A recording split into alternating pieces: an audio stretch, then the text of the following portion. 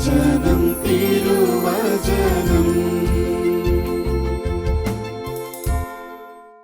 കർത്താവായ യേശുക്രിസ്തുവിൻ്റെ നാമത്തിൽ ഏവർക്കും സമാധാനവും സന്തോഷവും ആശംസിക്കുന്നു. പ്രിയപ്പെട്ടവരെ, ഈ ആത്മീയ വിരുന്നിൻ്റെ മണിക്കൂറിൽ നിയമാവർത്തന പുസ്തകത്തിലൂടെ ദൈവത്തിൻ്റെ ആത്മാവ് നമ്മളോട് സംസാരിക്കുകയാണ്. ഈ സമയം ഈ ഭൂമിയിൽ എവിടെയെല്ലാം ഇരുന്നു കൊണ്ട് നീ വചനം കേൾക്കുന്നോ, നിന്നോട് ദൈവത്തിൻ്റെ ആത്മാവ് സംസാരിക്കുകയാണ്. നിയമാവർത്തന പുസ്തകം 28-ാം അധ്യായം 1-2 തിരുവചനം. നിന്റെ ദൈവമായ കർത്താവിൻ്റെ വാക്ക് കേട്ട് ഇന്ന് ഞാൻ നിനക്ക് നൽകുന്ന കൽപ്പനകളെല്ലാം സൂക്ഷ്മമായി പാലിക്കുമെങ്കിൽ അവിടുന്ന് നിന്നെ ഭൂമിയിലെ മറ്റെല്ലാ ജനതകളേക്കാൾ ഉന്നതനാക്കും. അവിടുത്തെ വചനം ശ്രവിച്ചാൽ അവിടുന്ന് ഈ അനുഗ്രഹങ്ങളെല്ലാം നിന്റെ മേൽ ചൊരിയും. നഗരത്തിലും വയലിലും നീ അനുഗ്രഹീതനായിരിക്കും. നിന്റെ സന്തതികളും വിളവുകളും മൃഗങ്ങളും കന്നുകാലിക്കൂട്ടവും ആട്ടിൻപറ്റവും അനുഗ്രഹിക്കപ്പെടും. നിന്റെ അപ്പക്കുട്ടയും മാവ് കുഴയ്ക്കുന്ന കലവും അനുഗ്രഹിക്കപ്പെടും. സകല പ്രവൃത്തികളിലും നീ അനുഗ്രഹീതനായിരിക്കും. നിയമാവർത്തന പുസ്തകം 28-ാം അധ്യായം തുടക്കം മുഴുവൻ അനുഗ്രഹത്തെക്കുറിച്ചാണ് പറയുന്നത്. എങ്ങനെയാണ് ഒരു വ്യക്തി അനുഗ്രഹം പ്രാപിക്കുന്നത്? തിരുവചനത്തിലൂടെ പഠിപ്പിക്കുന്നു. ആരെല്ലാം ദൈവത്തിൻ്റെ വചനം കേൾക്കുന്നു, സൂക്ഷ്മമായി ദൈവം പറയുന്ന കാര്യങ്ങൾ അനുസരിക്കാൻ മനസ്സ് കാണിക്കുന്നു, എങ്കിൽ നിനക്ക് അനുഗ്രഹമുണ്ട്. ഈ ആത്മീയ വിരുന്നിൽ ഈ അനുഗ്രഹം നമുക്ക് സ്വീകരിക്കാം. ഈ വചനത്തിൻ്റെ ശക്തി കേൾക്കുന്ന എല്ലാവരിലേക്കും നിറയപ്പെടട്ടെ എന്ന് പ്രാർത്ഥിക്കുന്നു. പിതാവായ ദൈവമേ, പുത്രനായ ഈശോയെ, പരിശുദ്ധാത്മാവെ, ഞങ്ങളെ അനുഗ്രഹമായി മാറ്റണമേ. പ്രിയപ്പെട്ട ദൈവജനമേ, അനുഗ്രഹം പ്രാപിക്കേണ്ട മേഖലകളെക്കുറിച്ച് തിരുവചനം പഠിപ്പിക്കുമ്പോൾ നമ്മളൊരു കാര്യം തിരിച്ചറിഞ്ഞിരിക്കണം. നമ്മുടെ ജീവിതത്തിൽ അനുഗ്രഹം പ്രാപിക്കുന്നതിന് വേണ്ടി നമ്മൾ യജ്ഞിക്കും തോറും, പരിശ്രമിക്കും തോറും, ആഗ്രഹിക്കും തോറും ഈ അനുഗ്രഹത്തിൽ നിന്ന് നമ്മളെ പിടിച്ചു വലയ്ക്കുന്ന ചില കാര്യങ്ങളുണ്ട്, പിടിച്ചു താഴ്ത്തുന്ന ചില കാര്യങ്ങളുണ്ട്. ആത്മീയ ജീവിതത്തെ പലപ്പോഴും പാമ്പും ഏണിയും കളികളോടൊക്കെ പറയാറുണ്ടല്ലോ. ഏണിയും പാമ്പും കളി പോലെ കയറിത്തുടങ്ങും, ഇടയ്ക്ക് താഴ്ത്തോട്ട് വീഴും, വീണ്ടും കയറും. ആത്മീയ ജീവിതത്തിൽ വളരാൻ വല്ലാത്ത ആഗ്രഹം, അങ്ങനെ നന്നായിട്ട് പ്രാർത്ഥിച്ചുകൊണ്ടിരിക്കുമ്പോൾ ചില ബലഹീനതകൾ, ചില പാപത്തിൻ്റെ വശങ്ങൾ, ദുർബലതകൾ ദാണ്ട താഴ്ത്തോട്ട്. വീണ്ടും പരിശ്രമിക്കുക. ഈ ഏണിയും പാമ്പും കളി പോലെ വീണ്ടും വീണ്ടും വീണ്ടും വീണ്ടും ആത്മീയ മേഖലയിൽ വളരാൻ വേണ്ടി പരിശ്രമിക്കുമ്പോൾ, പ്രിയപ്പെട്ടവരെ, നമ്മുടെ ജീവിതത്തെ നമ്മളെ പിടിച്ചു താഴ്ത്തുന്ന നമ്മുടെ ചില ദുർബലതകൾ, ബലഹീനതകൾ, കുറവുകൾ, ഇവ നമ്മളെ ചില കാര്യങ്ങൾ പഠിപ്പിക്കുന്നില്ലേ? എൻ്റെ ദുർബലത എന്നെ പഠിപ്പിക്കുന്നത് എന്താ? എൻ്റെ കുറവ് ആ കുറവിന് വേണ്ടിയല്ല, മറിച്ച് എൻ്റെ കുറവ് എന്ന് പറയുന്നത് എൻ്റെ ഒരു ടീച്ചറാണ്. എന്നെ ചില കാര്യങ്ങൾ പഠിപ്പിക്കുകയാണ്. ചിലപ്പോഴെങ്കിലും ചിലർ പറഞ്ഞു കേട്ടിട്ടുണ്ട്, ചിലരുടെ വീഴ്ച, ചിലരുടെ ദുർബലത എന്ന് പറയുന്നത് അവർ ദൈവത്തെ അറിയാത്തത് കൊണ്ടാണ്. എന്നാൽ വിശുദ്ധ ഗ്രന്ഥം വായിച്ചു പോകുന്നൊരു വ്യക്തിക്ക് അങ്ങനെയല്ല തോന്നുന്നത്. കാരണം വിശുദ്ധ ഗ്രന്ഥത്തിലെ എല്ലാ മനുഷ്യരും തന്നെ വീണുപോയവരാണ്, കുറവുകളുള്ള മനുഷ്യരാണ്. അബ്രാഹാം മുതൽ ഓരോരുത്തരെയും കുറിച്ചെടുക്കുക. ആരാണ് വീണു പോകാത്ത വ്യക്തി? ആരാണ് ബലഹീനതയില്ലാത്ത വ്യക്തി? പ്രിയപ്പെട്ടവരെ, അനേക ബലഹീനതകളോടുകൂടിയാണ് മനുഷ്യൻ സൃഷ്ടിക്കപ്പെട്ടിട്ടുള്ളത്. വിശ്വാസികളുടെ പിതാവെന്ന് വിളിക്കപ്പെടുന്ന അബ്രാഹത്തെക്കുറിച്ച് വചനം വായിച്ചു പോകുമ്പോൾ ഉൽപ്പത്തി പുസ്തകത്തിൽ 12-ാം അധ്യായത്തിൽ വളരെ വ്യക്തമായിട്ട് അബ്രാഹമേ, നിന്നെ ഞാൻ ഒരു അനുഗ്രഹമാക്കി മാറ്റും എന്ന് അബ്രാഹത്തിന് ഒരു സന്ദേശം ലഭിക്കപ്പെട്ടതാണ്. ആകാശത്തിലെ നക്ഷത്രങ്ങൾ പോലെയും ഭൂമിയിലെ മണൽത്തരി പോലെയും നിനക്ക് കുഞ്ഞുങ്ങളുണ്ടാകും. സന്ദേശം കിട്ടിയ വ്യക്തിയാണ്.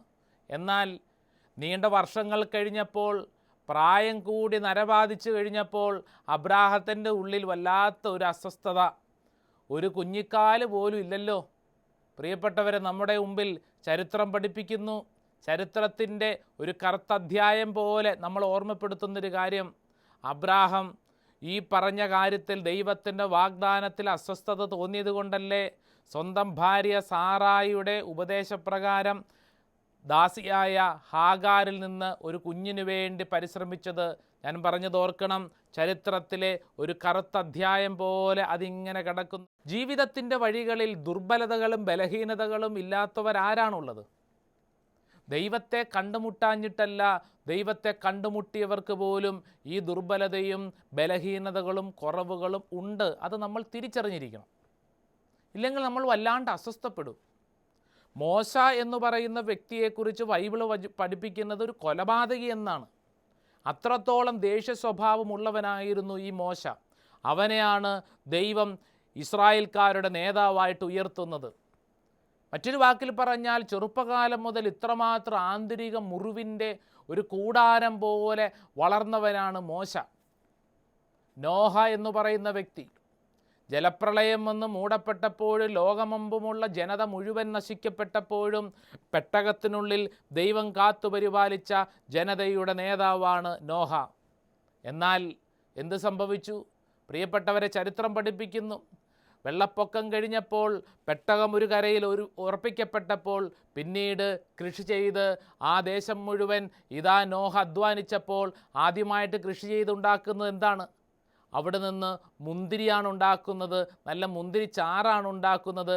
നന്നായിട്ട് ലഹരി പിടിച്ച് മദ്യപിച്ച് ഉന്മത്തനായിട്ട് വിവസ്ത്രനായിട്ട് കിടക്കുന്ന നോഹയെക്കുറിച്ച് വചനം പഠിപ്പിക്കുന്നുണ്ട്.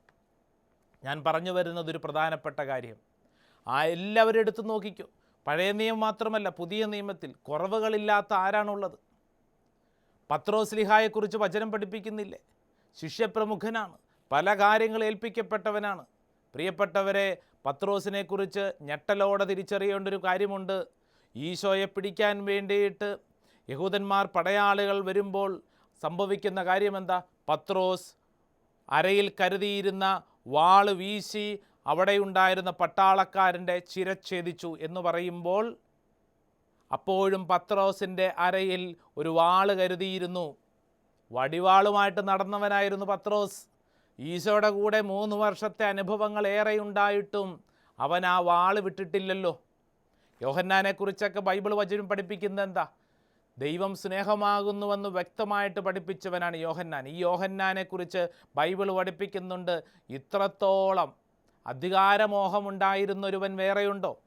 ഈശോയെ, നീ മരിച്ച് അല്ലെങ്കിൽ നിനക്ക് അധികാരം കിട്ടിക്കഴിയുമ്പോൾ വലതും ഇടതും ഞാനും എൻ്റെ സഹോദരനും ബാക്കിയുള്ളവരെ എങ്ങനെ വേണമെങ്കിലും ഇരുന്നോട്ടെ, എവിടെയെങ്കിലും ഇരുന്നോട്ടെ എന്നാണ് യോഹന്നാൻ പറഞ്ഞത്. അസഹിഷ്ണുവാണ്. വചനത്തിൽ നമ്മൾ കാണുന്നില്ലേ? സമരിയാക്കാരുടെ ഒരു ദേശത്തൂടെ കടന്നു പോകുമ്പോൾ അവർ മൈൻഡ് ചെയ്തില്ല എന്നുള്ള കാരണം കൊണ്ട് ഈ യോഹന്നാൻ ഈശോയോട് പറയുന്നു, ഈശോയെ ഞാൻ പ്രാർത്ഥിക്കാം, നമുക്ക് പ്രാർത്ഥിച്ചാലോ? സ്വർഗത്തിൽ നിന്ന് തീമഴ പെയ്യിച്ച് ഇവരെ എല്ലാവരെയും നശിപ്പിച്ച് കളയട്ടെ, എല്ലാവരും നശിപ്പിച്ച് കളയാം എന്ന് പറയുമ്പോൾ അത്രത്തോളം കുറവുകളും ബലഹീനതകളും ഉള്ളവരുടെ ചരിത്രമാണ് വിശുദ്ധ ഗ്രന്ഥം നമ്മുടെ മുമ്പിൽ പഠിപ്പിക്കുന്നത്. മേന്മ പറയാൻ മാത്രം ആരും അത്ര കേമന്മാരല്ല. പറയുന്ന ഞാനും കേൾക്കുന്ന നിങ്ങളുമൊക്കെ തിരിച്ചറിയണം, വിശുദ്ധ ഗ്രന്ഥം എന്ന് പറയുന്നത് വിജയിച്ചവൻ്റെ മാത്രം ചരിത്രമല്ല, പരാജയത്തിൻ്റെയും ദുർബലതകളുടെയും ബലഹീനതകളുടെയും ഒരു കൂട്ടം ആളുകളുടെ ചരിത്രം കൂടെയാണ് വിശുദ്ധ ഗ്രന്ഥം. അപ്പോൾ ഈ കുറവുകളും ബലഹീനതകളുമൊക്കെ നമ്മളെ എന്താണ് പഠിപ്പിക്കുന്നത്? അതാണ് നമ്മുടെ ചോദ്യം. അനുഗ്രഹം പ്രാപിക്കുന്നതിനു വേണ്ടി വിളിക്കപ്പെട്ട നമ്മൾ ഈ അനുഗ്രഹത്തിനു വേണ്ടി ഓരോ ചുവടും വെച്ച് കയറുമ്പോൾ പുറകോട്ട് വലിക്കുന്ന പാപം, ബലഹീനത, കുറവ്, ബലഹീനത എന്ന് പറയുമ്പോൾ ഈ കാര്യങ്ങൾ നമ്മൾ എങ്ങനെ കാണണം? വചനം പഠിപ്പിക്കുന്നത് എന്തെന്നറിയാവോ? ഓരോ ബലഹീനതയിലൂടെയും ദൈവം സംസാരിക്കുന്നു എന്നുള്ളതാണ്. ചില കാര്യങ്ങൾ ഓരോ ബലഹീനതയും നമ്മുടെ മുമ്പിൽ വെച്ച് തരുന്നുണ്ട്. ഓരോ കുറവുകളും ഓരോ വീഴ്ചകളും നമ്മുടെ ഒരു ടീച്ചറാണ്. നമ്മളെ ചില കാര്യങ്ങൾ പഠിപ്പിക്കുകയാണ്. വിശുദ്ധ പൗലോസ്ലീഹ കൊറിന്തോസാർക്ക് എഴുതിയ 2-ാം ലേഖനം 10-ാം അധ്യായം 17-ാം തിരുവചനം. പ്രിയപ്പെട്ടവരെ തിരുവചനം പഠിപ്പിക്കുന്നു. പൗലോസ്ലീഹായിലൂടെയാണ് ഓർമ്മപ്പെടുത്തുന്നത്. അഭിമാനിക്കുന്നവൻ കർത്താവിൽ അഭിമാനിക്കട്ടെ.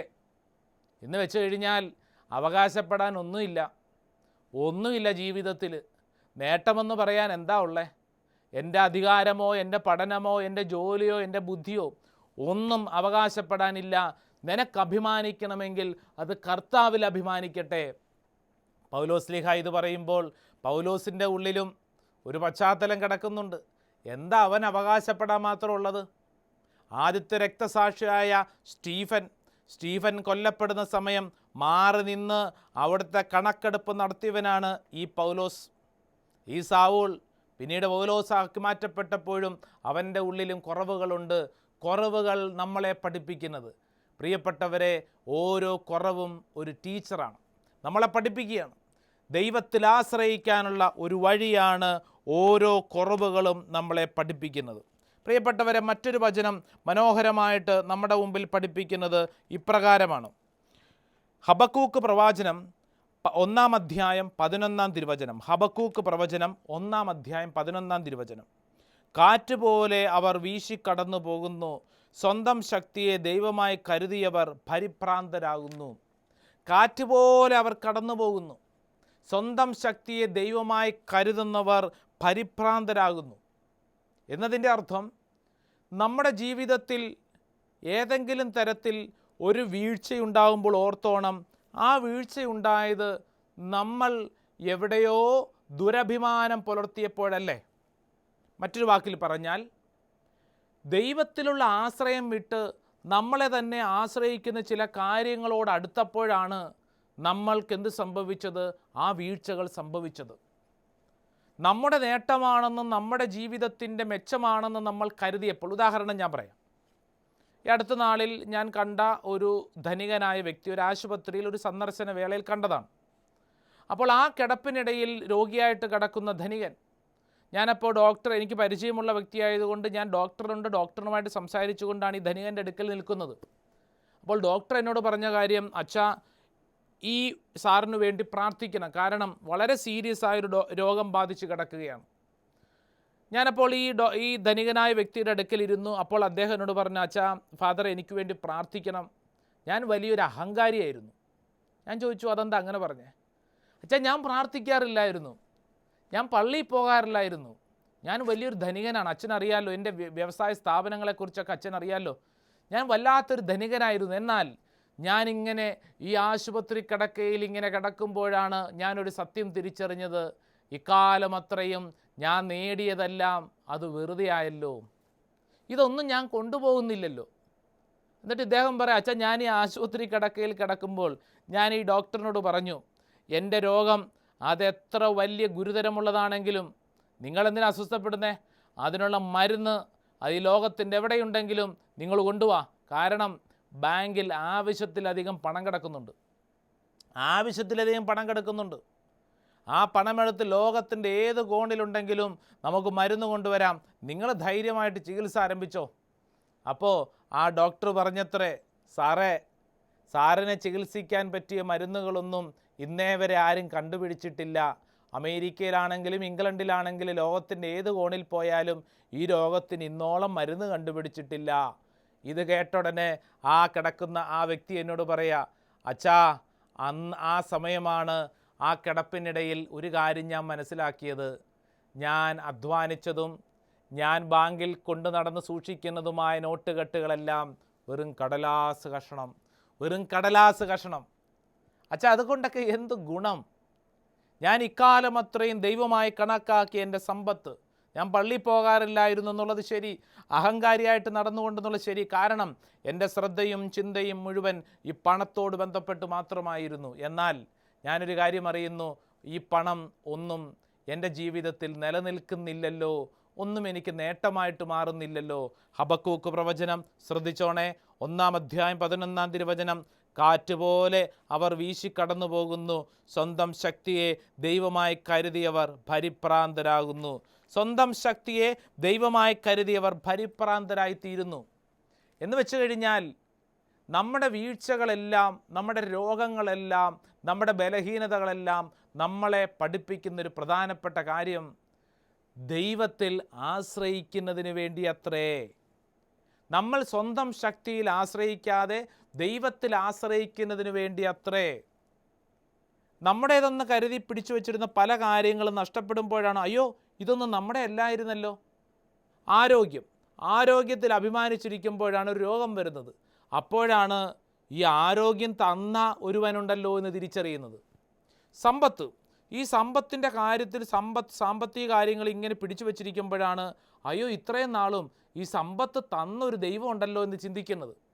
കുടുംബത്തിലൊരു പ്രിയപ്പെട്ട ഒരാളുടെ മരണം, ആ മരണം സംഭവിക്കുമ്പോഴാണ്, ആ മരണത്തിൻ്റെ ശൂന്യതയിലാണ് നീ മനസ്സിലാക്കുന്നത് ഇക്കാലം അത്രയും ഈ വ്യക്തിയെ കൂടെ തന്ന ഒരു ദൈവമുണ്ടല്ലോ. പ്രിയപ്പെട്ടവരെ, ഓരോ വീഴ്ചയും ഓരോ കുറവുകളും ഓരോ ബലഹീനതയും നമ്മളെ പഠിപ്പിക്കുന്നത് ദൈവത്തിങ്കിലേക്ക് നോക്കാനത്രേ. അതുകൊണ്ടാണ് പൗലോസ്ലീഹ മനോഹരമായിട്ടൊരു തിരുവചനത്തിലൂടെ പറയുന്നുണ്ട്, 2 കൊറിന്തോസ് 1:9. ഈ വചനം കാണാതെ പഠിച്ചോണം. വിശുദ്ധ പൗലോസ്ലീഹ കൊറിന്തോസർക്ക് എഴുതിയ 2-ാം പുസ്തകം 1-ാം അധ്യായം 9-ാം വചനം. ഞങ്ങൾ മരണശിക്ഷയ്ക്ക് വിധിക്കപ്പെട്ടിരിക്കുന്നെന്ന് ഞങ്ങൾക്ക് തോന്നി, എന്നാൽ ഇത് ഞങ്ങളിൽ തന്നെ ആശ്രയിക്കാതെ മരിച്ചവരെ ഉയർപ്പിക്കുന്ന ദൈവത്തിൽ ആശ്രയിക്കുന്നതിന് വേണ്ടി അത്രേ. പൗലോസ്ലീഹ പറയും, എന്തിനാ ഞങ്ങൾ ഇങ്ങനെയൊക്കെ സഹിക്കുന്നത്?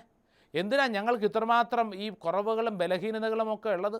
ഇതിനെല്ലാത്തിനും കാരണം പൗലോസ്ലീഹ പറയുക, ഞങ്ങളിൽ തന്നെ ആശ്രയിക്കാതെ മരിച്ചവരെ ഉയർപ്പിക്കുന്ന ദൈവത്തിൽ ആശ്രയിക്കുന്നതിന് വേണ്ടി അത്രേ. പ്രിയപ്പെട്ട സഹോദര സഹോദരി, ശ്രദ്ധിച്ചു പഠിച്ചോ. നിൻ്റെ ജീവിതത്തിലെ കുറവുകൾ, വീഴ്ചകൾ, ബലഹീനതകൾ എന്തിനാ? അത് നിൻ്റെ നാശത്തിനുള്ളതല്ല, മറിച്ച് നീ നിന്നിൽ തന്നെ ആശ്രയിക്കാതെ നിൻ്റെ ദൈവത്തിൽ ആശ്രയിക്കുന്നതിന് വേണ്ടി അത്രേ. നിൻ്റെ ദൈവത്തിൽ ആശ്രയിക്കുന്നതിന് വേണ്ടി അത്രേ. നമ്മൾ അഭിമാനിക്കുന്ന കാര്യങ്ങൾ നഷ്ടപ്പെട്ടു പോകുമ്പോഴാണ്, എന്തിനെ പിടിച്ചു വച്ചിരിക്കുന്നോ ആ പിടിച്ചു വച്ചിരിക്കുന്നത് കയ്യിൽ നിന്ന് ഊർന്നു പോകുമ്പോഴാണ് നമ്മുടെ ജീവിതത്തിൽ നമ്മൾ തിരിച്ചറിയുന്നത് നമ്മൾ ആശ്രയിക്കുന്നത് ഇതല്ലല്ലോ, ദാനങ്ങളെ അല്ലല്ലോ, ദാനങ്ങളെ തന്നവനെ അല്ലേ. പ്രിയപ്പെട്ടവരെ, ഈ തിരിച്ചറിവിലേക്കാണ് ഈ ആത്മീയ മണിക്കൂർ കൂട്ടിക്കൊണ്ടുപോകുന്നത്. ഈ കഴിഞ്ഞ നാളിൽ കേട്ട ഒരു സാക്ഷ്യം, ഒരു വ്യക്തി ഒരച്ഛൻ്റെ അടുക്കെ വന്ന് പറഞ്ഞതാണ്, അച്ഛാ എനിക്കൊരു സാക്ഷ്യം പറയാൻ ആഗ്രഹമുണ്ട്. അപ്പം അച്ഛൻ ചോദിച്ചു, എന്തിനെക്കുറിച്ചാണ് സാക്ഷ്യം പറയാൻ പോണേ? അച്ഛാ, എൻ്റെ ജീവിതത്തിൽ ദൈവം പ്രവർത്തിച്ച കാര്യമാണ് സാക്ഷ്യം പറയാൻ പോകുന്നത്.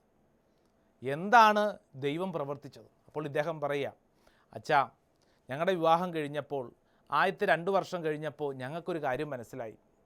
ഞങ്ങൾക്ക് കുഞ്ഞുങ്ങളുണ്ടാകാൻ ശാരീരികമായ ചില കുറവുകളുണ്ട്. ഞങ്ങളുടെ പ്രദേശത്തുള്ള ഒരു ഡോക്ടറുടെ അടുക്കെ പോയി. ആ ഡോക്ടർ 3 വർഷം ചികിത്സിച്ചു. ആ ഡോക്ടർ 3 വർഷം ചികിത്സിച്ച് കഴിഞ്ഞപ്പോൾ ആ ഡോക്ടർ ഇങ്ങനെ ഒരു കാര്യം പറഞ്ഞു, എന്നെക്കൊണ്ട് ഇത്രയൊക്കെ ചികിത്സിക്കാൻ പറ്റുകയുള്ളൂ. നിങ്ങളോടൊരു കാര്യം ചെയ്യാം, എനിക്ക് പരിചയമുള്ള കേരളത്തിലെ തന്നെ വലിയ അറിയപ്പെടുന്ന വലിയൊരു ഡോക്ടറിൻ്റെ പക്കലേക്ക് ഞാൻ നിങ്ങളെ സജസ്റ്റ് ചെയ്യാം. ഈ മനുഷ്യൻ പറയാം, ഈ ഡോക്ടറിൻ്റെ 3 വർഷത്തെ ചികിത്സ കഴിഞ്ഞിട്ട് പിന്നെ അതിനേക്കാളും വലിയ ഡോക്ടറിൻ്റെ അടുക്കെ പോയി 6 വർഷം ചികിത്സ നടത്തി. 1-2 6 വർഷം. ഈ 6 വർഷത്തെ ചികിത്സകളൊക്കെ നടത്തിക്കൊണ്ടിരിക്കുന്നതിനിടയിൽ 6 വർഷം കഴിഞ്ഞപ്പോഴാണ് ഈ ഡോക്ടർ ഒരു ദിവസം ഈ ഭാര്യയോടും ഭർത്താവിനോടും പറഞ്ഞു, നിങ്ങളെ കാണുമ്പോൾ എനിക്ക് സങ്കടമാണ്. കാരണം നിങ്ങൾക്ക് ഒരു കുഞ്ഞുണ്ടാവാനുള്ള സാധ്യതയൊന്നുമില്ല. പ്രിയപ്പെട്ടവരെ, ഇവർക്ക് ശാരീരികമായി മറ്റു കുറവുകളൊന്നുമില്ല എന്ന് പിന്നീടുള്ള ചികിത്സയിലൊക്കെ തെളിഞ്ഞു. പക്ഷേ ഇത്രയും വർഷം കഴിഞ്ഞപ്പോഴത്തേക്ക് ഈ ഡോക്ടറിന് പോലും മടുപ്പായി, ഒരു പ്രത്യാശയെല്ലാം പോയി. അതുകൊണ്ട് ഡോക്ടർ പറഞ്ഞു, നിങ്ങൾക്കിനി ഒരു കുഞ്ഞുണ്ടാവാനുള്ള സാധ്യതയില്ല. പ്രിയപ്പെട്ടവരെ, എന്തു പറയേണ്ടു? ഈ ഡോക്ടർ ഇവരോട് പറഞ്ഞു, ഇനി നിങ്ങൾ എൻ്റെ അടുക്ക വരണ്ട, കാരണം എനിക്ക് നിങ്ങളെ ചികിത്സിക്കാൻ പറ്റില്ല, എനിക്ക് യാതൊരു പ്രതീക്ഷയില്ല, നിങ്ങൾക്കൊരു കുഞ്ഞുണ്ടാവില്ല. ആ ആശുപത്രിയിൽ നിന്ന് ഇറങ്ങുമ്പോൾ ആ ഭാര്യയുടെയും ഭർത്താവിൻ്റെയും കണ്ണിൽ നിന്ന് കുടുകുടാ കണ്ണുനീരൊഴുകി. കാരണം ഈ കാലം അത്രയും ഇവരാശ്രയിച്ചിരുന്നത് ഈ ഡോക്ടറിലായിരുന്നു. ഈ ഡോക്ടറിൽ ചികിത്സിച്ച് കഴിഞ്ഞാൽ ഒരു കുഞ്ഞിനെ ലഭിക്കുമെന്ന് ഇവർക്ക് വല്ലാത്തൊരു വിശ്വാസം. എന്തു ചെയ്യും? ഇവരുടെ കയ്യിലുണ്ടായിരുന്ന ആ കച്ചിത്തുരുമ്പും പോയി. ഇനി ഒരു പിടിവള്ളി പോലും ഇല്ലല്ലോ. സങ്കടം സഹിക്കാൻ പറ്റില്ല, കരച്ചിലോട് കരച്ചിൽ. വീട്ടിലെത്തിക്കഴിഞ്ഞപ്പോൾ ഇനി എന്ത് ചെയ്യണം? ഇവ 2 പേരും കൂടെ വന്ന് വീട്ടിലെ പ്രാർത്ഥനാമുറിയിൽ ഈശോയുടെ മുമ്പിൽ വന്ന് 2 കരങ്ങളും കൂടെ വിരിച്ചു പിടിച്ച് ഇവർ കരങ്ങൾ ചേർത്ത് പിടിച്ച് വാവിട്ട് നിലവിളിച്ചിട്ട് ഇവർ പ്രാർത്ഥിച്ചത്രേ, ഈശോയെ കരുണയായിരിക്കണമേ, ഈശോയെ രക്ഷിക്കണമേ. വേറെ ഒന്നും പ്രാർത്ഥിക്കാൻ അറിഞ്ഞുകൂടാ. ആ രാത്രി മുഴുവൻ ഈ ഭാര്യയും ഭർത്താവും വാവിട്ട് നിലവിളിച്ചു, ഈശോയെ രക്ഷിക്കണമേ, ഈശോയെ കരുണയായിരിക്കണമേ. ആ മനുഷ്യൻ പറയുക, അച്ഛാ, തുടർന്നുള്ള പല നാളുകളിലും ഈ പ്രാർത്ഥന തുടർന്നുകൊണ്ടേയിരുന്നു. ഇനി ആരെയും ആശ്രയിക്കാനില്ല എന്നുള്ള ഘട്ടമെത്തിയപ്പോൾ ഞാൻ എൻ്റെ ദൈവത്തെ വിളിച്ചു കരഞ്ഞു. ആ കരച്ചിൽ എൻ്റെ കർത്താവ് കേട്ടു. സ്വർഗം തുറക്കുന്നൊരു പ്രാർത്ഥനയായിരുന്നു. എന്നിട്ട് ഇദ്ദേഹം പറഞ്ഞു, അച്ചോ, നീണ്ട മാസങ്ങൾ കഴിഞ്ഞപ്പോൾ എൻ്റെ ഭാര്യ ഗർഭവതിയായി, പിന്നീട് പ്രസവിച്ചു. അച്ഛാ, ഒരു കുഞ്ഞ് മാത്രമല്ല, പിന്നീടും എൻ്റെ ഭാര്യ പ്രസവിച്ചു. ഞങ്ങൾക്ക് 2 കുഞ്ഞുങ്ങളുണ്ട്. ഞാൻ പറയുന്ന സാക്ഷ്യം ഇതാണ് അച്ഛാ. അച്ഛാ, കഴിഞ്ഞ 12 വർഷമായിട്ട് ഞങ്ങളുടെ ജീവിതത്തിലെ സങ്കടത്തെ ഞങ്ങളുടെ കർത്താവ് ഒരു അനുഗ്രഹമാക്കി മാറ്റി. ഇതാണ് അച്ഛൻ ഞങ്ങളുടെ സാക്ഷ്യം. അച്ഛൻ ഞങ്ങളുടെ സാക്ഷ്യം ഇതാണ്. ഞങ്ങൾ ഞങ്ങളിൽ തന്നെ ആശ്രയിക്കാതെ ദൈവത്തിൽ ആശ്രയിക്കുന്നതിന് വേണ്ടി അത്രേ ഈ സംഭവം ഞങ്ങളുടെ ജീവിതത്തിൽ സംഭവിച്ചത്. അച്ഛാ, എനിക്ക് സാക്ഷ്യം പറയാൻ കിട്ടുന്ന ഏതൊരു സ്ഥലങ്ങളിലും ഞാൻ പറയുന്നൊരു കാര്യമുണ്ട്. നിങ്ങളുടെ ജീവിതത്തിലെ കുറവ് നിങ്ങൾ തകരാനുള്ളതല്ല, നിങ്ങളുടെ ജീവിതത്തിൽ നിങ്ങൾ നശിക്കാനുള്ളതല്ല, മറിച്ച് അത് നിങ്ങൾക്ക് ഇന്നല്ലെങ്കിൽ നാളെ ഒരു അനുഗ്രഹമായി തീരാനുള്ളതാണ്. Praise the lord. ഹല്ലേലൂയ. പ്രിയപ്പെട്ടവരെ, നമ്മുടെ ജീവിതത്തിലെ എല്ലാ കുറവുകളും നമ്മളെ പഠിപ്പിക്കുന്നത് നമ്മൾ തകരാനുള്ളതല്ല, മറിച്ച് ദൈവത്തിൽ ആശ്രയിക്കുന്നതിന് വേണ്ടി അത്രേ. അതുകൊണ്ടാണ് പൗലോസ്ലീഹ പറഞ്ഞത്, മരിച്ചവരെ ഉയർപ്പിക്കുന്ന ദൈവത്തിൽ ആശ്രയിക്കുന്നതിന് വേണ്ടി അത്രേ ഈ തകർച്ചകൾ സംഭവിക്കപ്പെട്ടത്. Praise the lord. ഹല്ലേലൂയ. പ്രിയപ്പെട്ടവരെ, പൗലോസ്ലീഹയുടെ ജീവിതത്തിലെ ഈ അനുഭവം, പൗലോസ്ലീഹയെക്കുറിച്ച് നമ്മൾ വായിച്ചു പോകുമ്പോൾ പഠിക്കുന്ന മറ്റൊരു പ്രധാനപ്പെട്ട കാര്യവും ഇതിനോട് ബന്ധപ്പെടുത്തി നമുക്ക് തിരിച്ചറിയാം. പൗലോസ്ലീഹയുടെ വ്യക്തിപരമായ ജീവിതത്തിൽ ഒരു മുള്ള് എന്നാണ് പറഞ്ഞപ്പെട്ടിരിക്കുന്നത്. ഏതോ ഒരു കുറവ്. ഈ കുറവുമായിട്ട് ഇവർ വല്ലാണ്ട് കഷ്ടപ്പെട്ടു. അപ്പോൾ പൗലോസ്ലീഹ ദൈവത്തോട് പറഞ്ഞു, ദൈവമേ, ഈ മുള്ള്, ഈ കുറവ്, ഈ ബലഹീനത, ഈ പാപം എന്തോ ആവട്ടെ, ഇതെടുത്തു മാറ്റണേ. അപ്പോൾ ദൈവം പറഞ്ഞു, നിനക്ക് എൻ്റെ കൃപ മതി. ബലഹീനതയിലാണ് എൻ്റെ ശക്തി പ്രകടമാവുന്നത്. പ്രിയപ്പെട്ടവരെ, നിൻ്റെ കുറവിൽ, നിൻ്റെ ബലഹീനതയിൽ ദൈവം ശക്തി പ്രകടിപ്പിക്കും. നീ എന്തിൽ ആശ്രയിച്ചിരിക്കുന്നുവോ, നിൻ്റെ ജീവിതത്തിൽ ഇന്നോളം നിൻ്റെതെന്ന് നീ കരുതി വെച്ചിരിക്കുന്നുവോ, അത് പിൻവലിക്കപ്പെടുമ്പോൾ ആ ശൂന്യതയിൽ, ആ കുറവിൽ ദൈവത്തിൻ്റെ ശക്തി നിറയപ്പെടും. ദാനങ്ങൾ പിൻവലിക്കപ്പെടുമ്പോൾ ദാനം തന്നവനിലേക്ക് നോക്കാൻ നിനക്ക് ശക്തി ഉണ്ടാവും. ഞങ്ങളുടെ നാട്ടിലൊരു മനുഷ്യനുണ്ട്. ഞങ്ങളുടെ നാട്ടിൽ ഈ മനുഷ്യൻ്റെ പ്രത്യേകത, പള്ളി വന്നു കഴിഞ്ഞാൽ കൈകെട്ടി നിൽക്കും, ആരോടും കൂസലില്ല, ഭയങ്കര ധിക്കാരിയായിട്ടുള്ള മനുഷ്യൻ. എന്നാൽ കുറേ നാളുകൾക്ക് മുമ്പ് ഇദ്ദേഹത്തെ കണ്ടപ്പോൾ ആകപ്പാടെ കൂനിക്കൂടി ഒരു പരുവക്കേടായിട്ട് ഞാൻ പള്ളിയിൽ വെച്ച് കണ്ടു. ഞാൻ ചോദിച്ചു, ചേട്ടൻ പള്ളിയിലൊന്നും ഇങ്ങനെ വരാറില്ലല്ലോ, ചേട്ടൻ പള്ളി വന്നാൽ ഇങ്ങനെ നിൽക്കാറില്ലല്ലോ, ഇതെന്താ ഇങ്ങനെ നിൽക്കുന്നേ? അപ്പോഴാണ് അദ്ദേഹം പറഞ്ഞു, എന്തു പറയാനാച്ചോ, ചിക്കൻ ഗുനിയ വന്നേ പിന്നെ നിവർന്ന് നിൽക്കാൻ പറ്റണില്ല, മിക്കവാറും ഞാൻ ഈ പള്ളിയിൽ തന്നെയാണ്. മനസ്സിലായോ? ഒരിക്കലും പള്ളി വന്നിട്ട് ഈശോയുടെ മുമ്പിൽ കൈകൂപ്പാത്ത വ്യക്തി, അധിക സമയം പള്ളിയിൽ നിൽക്കാത്ത വ്യക്തി, നിവർന്ന് നിൽക്കുന്ന വ്യക്തി ഇപ്പോൾ കൈകൂപ്പി കുനിഞ്ഞാൽ നിൽക്കണ കാരണം നിവരാൻ പറ്റണില്ല, ചിക്കൻ ഗുനിയ വന്നേ പിന്നെ. പ്രിയപ്പെട്ടവരെ, ഞാൻ പറഞ്ഞു വരുന്നത്, രോഗം വരുന്നത് പോലും നിൻ്റെ ജീവിതത്തിൽ നീ തകരാനുള്ളതല്ല. ലാസർ അതാ രോഗശയ്യയിലാണെന്ന് മർത്തായുടെ മറിയത്തിൻ്റെയും ദൂതര് ചെന്നിട്ട് ഈശോയോട് പറയുമ്പോൾ ഈശോ പറഞ്ഞു വിടുന്ന ദൂത് സന്ദേശമുണ്ട്. എന്താണ്? ഈ രോഗം അവസാനിക്കാനുള്ളതല്ല. രണ്ടാമത്തെ കാര്യം എന്താണ്? രണ്ടാമത്തെ കാര്യം, ഇത് ദൈവത്തിൻ്റെ മഹത്വം പ്രകീർത്തിക്കപ്പെടാനുള്ളതാണ്. ഈ രോഗം ഇതിൽ അവസാനിക്കാനുള്ളതല്ല, മറിച്ച് ഇത് ദൈവമഹത്വത്തിന് വേണ്ടിയിട്ടുള്ളതാണ്. നിൻ്റെ ജീവിതത്തിൽ നീ അനുഭവിക്കുന്ന ഒരു കുറവ്, ഒരു ബലഹീനത, ഒരു വീഴ്ച, അത് നിൻ്റെ നാശത്തിനുള്ളതല്ല, അത് ദൈവമഹത്വത്തിനുള്ളതാണ്. ഇത് നീ തലയ്ക്കകത്തോട് ഉറപ്പിച്ചോണം. ഇല്ലെങ്കിൽ എന്ത് സംഭവിക്കും? നീ ഒരു കാര്യം വരുമ്പോൾ വല്ലാണ്ട് തകർന്നു പോകും, അസ്വസ്ഥപ്പെടും. പ്രിയപ്പെട്ടവരെ, നീ അസ്വസ്ഥപ്പെടരുത്. നിൻ്റെ വീഴ്ച നിൻ്റെ അവസാനത്തിനുള്ളതല്ല, മറിച്ച് ദൈവത്തിന് നിന്നിൽ പ്രവർത്തിക്കാനുള്ളതാണ്. പൗലോസ്ലീഹായ്ക്ക് ഈ ബോധ്യം കിട്ടിക്കഴിഞ്ഞപ്പോഴാണ് റോമാക്കാർക്ക് എഴുതിയ ലേഖനം 7-ാം അധ്യായത്തിൽ നമ്മൾ കാണുന്നില്ലേ വല്ലാത്തൊരു മാനസിക സംഘർഷം. എന്താണ് മാനസിക സംഘർഷത്തിന് കാരണം? മാനസിക സംഘർഷത്തിന് കാരണം പൗലോസ്ലീഹ പറയുക, എൻ്റെ മാംസം, എൻ്റെ ശരീരം പാപത്തിനു വിധിക്കപ്പെട്ടിരിക്കുന്നു, പാപം ചെയ്യാൻ, എന്നാൽ എൻ്റെ ഉള്ളിൽ ദൈവത്തോട് ചേർക്കപ്പെട്ടിരിക്കുന്നു. ബലഹീനതയെ, കുറവിനെ അതിജീവിക്കാൻ എൻ്റെ ഉള്ളിൽ ഒരു ആത്മീയ ശക്തിയുണ്ട്. പ്രിയപ്പെട്ടവരെ, ഈ ശക്തി തിരിച്ചറിഞ്ഞതുകൊണ്ടാണ് പൗലോസ്ലീഹ തൻ്റെ ലേഖനത്തിൻ്റെ അവസാനം ഇപ്രകാരം കുറിച്ചു വച്ചിരിക്കുന്നുണ്ടല്ലോ, നമ്മുടെ കർത്താവായ യേശുക്രിസ്തു വഴി ദൈവത്തിന് സ്തോത്രം. ചുരുക്കത്തിൽ, ഞാൻ എൻ്റെ മനസ്സുകൊണ്ട് ദൈവത്തിൻ്റെ നിയമത്തെ സേവിക്കുന്നു, എൻ്റെ ശരീരം കൊണ്ട് പാപത്തിൻ്റെ നിയമത്തെയും. 7-ാം അധ്യായം 25-ാം വചനം, റോമാക്കാർക്ക് എഴുതിയ ലേഖനം. നമ്മുടെ കർത്താവ് യേശുക്രിസ്തുവിന് സ്തോത്രമെന്നാണ് പറയുന്നത്. പ്രിയപ്പെട്ടവരെ, കുറവുകൾ സംഭവിക്കുന്നത് അത് നിൻ്റെ ജീവിതത്തിൽ നാശത്തിനുള്ളതല്ല. നീ ഒരു പക്ഷേ ജീവിതത്തിൽ തിരഞ്ഞെടുക്കപ്പെട്ട വ്യക്തിയാവും. പല മേഖലകളിൽ കുറവുകൾ നിൻ്റെ ദൈവത്തിനറിയാം, നിൻ്റെ പോരായ്മകൾ ദൈവത്തിനറിയാം. ദൈവം നിന്നെ തിരഞ്ഞെടുത്ത് നീ തിരഞ്ഞെടുത്തിട്ടല്ല, മറിച്ച് ദൈവം തിരഞ്ഞെടുത്തതാണ്. ദൈവത്തിനൊരു ഉദ്ദേശമുണ്ട്. വിശുദ്ധ പൗലോസ്ലീഹ കൊറിന്തോസർക്ക് എഴുതിയ ലേഖനം 1-ാം ലേഖനം 1-ാം അധ്യായം 27-ാം തിരുവചനം ഇങ്ങനെ പഠിപ്പിക്കുന്നു: വിജ്ഞാനികളെ ലജ്ജിപ്പിക്കാൻ ലോകദൃഷ്ടിയിൽ ഭോഷന്മാരായവരെ ദൈവം തിരഞ്ഞെടുത്തു, ശക്തമായവയെ ലജ്ജിപ്പിക്കുവാൻ ലോകദൃഷ്ടിയിൽ അശക്തമായവയെയും. നിൻ്റെ കുറവിലൂടെ കർത്താവ് അത്ഭുതങ്ങൾ ചെയ്യും. അപ്പോൾ നമ്മൾ പറഞ്ഞു വന്നത് ഇങ്ങനെയാണ്: അനുഗ്രഹം അവകാശമായി വിളിക്കപ്പെട്ടിരിക്കുന്ന ഞാനും നിങ്ങളും ജീവിതത്തിൽ ഒരു കുറവുണ്ടായി, ബലഹീനതയുണ്ടായി, ഏതെങ്കിലും തരത്തിലുള്ള ഒരു വീഴ്ചയുടെ ദുഃഖവുമായിട്ട് ജീവിക്കുന്നെങ്കിൽ അത് കർത്താവ് നിൻ്റെ ജീവിതത്തിൽ തകരാൻ അനുവദിക്കില്ല. മറിച്ച് നിനക്കൊരു ടീച്ചറാണ്. നിൻ്റെ കുറവ് നിന്നെ പഠിപ്പിക്കുകയാണ് ദൈവത്തിങ്കിലേക്ക് നോക്കാൻ. നിനക്ക് ദാനങ്ങൾ നഷ്ടപ്പെടുമ്പോൾ ദാതാവിലേക്ക് നോക്കാനുള്ളൊരു വിളിയാണ്. അനുഗ്രഹം അവകാശമാക്കപ്പെട്ടിരിക്കുന്നവരാണല്ലോ നിങ്ങൾ. നമുക്ക് പ്രാർത്ഥിക്കാം. തീർച്ചയായും ദൈവസമൃദ്ധമായിട്ട് അനുഗ്രഹിക്കട്ടെ. Price the Lord.